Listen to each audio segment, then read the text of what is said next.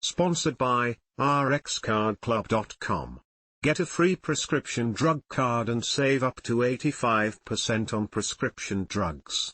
rxcardclub.com. I'm on the decline. I don't want to do what Stephen Hendry did, says O'Sullivan. Ronnie O'Sullivan has thrown some more shade at old rival Stephen Hendry, insisting that he won't keep playing snooker despite being past his best.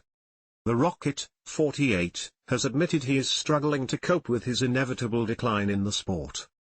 O'Sullivan is the joint record holder with Hendry for the most World Championship wins, but after a quarter-final exit against Chinese wonderkid Si Jiahui in the inaugural Saudi Arabia Snooker Masters, the Q-King reckons he has to accept he is finished at the top of the game. The Englishman won 5 titles in 2023 and was the world champion as recently as 2022, but was knocked out at the quarter-final stage of snooker's blue riband event the last 2 years running. His latest defeat to 22-year-old Si led to some candid post-match revelations. O'Sullivan insisted he'd been on a decline for 5 years and that he's only getting worse as time goes on. He told SportsBoom, "I just have to accept it's finished for me really. I've been on a steady decline for 5 years and it's just getting worse and worse. I've got to try and hang on and slow the inevitable decline that happens to all sports people. It's okay against certain players at a certain level, but at the level I'm used to playing at and kind of having a bit of a stranglehold on the game, it's just not good enough. I have to accept that.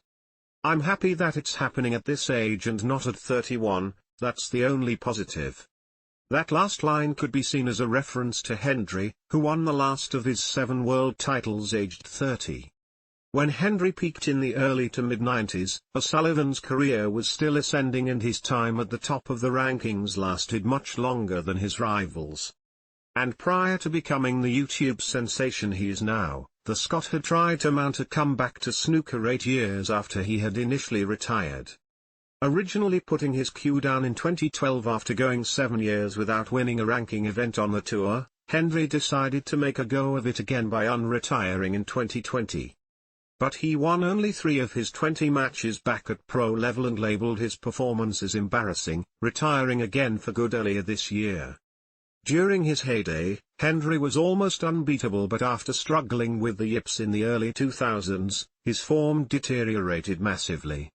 And O'Sullivan vowed he won't let the same thing happen to him.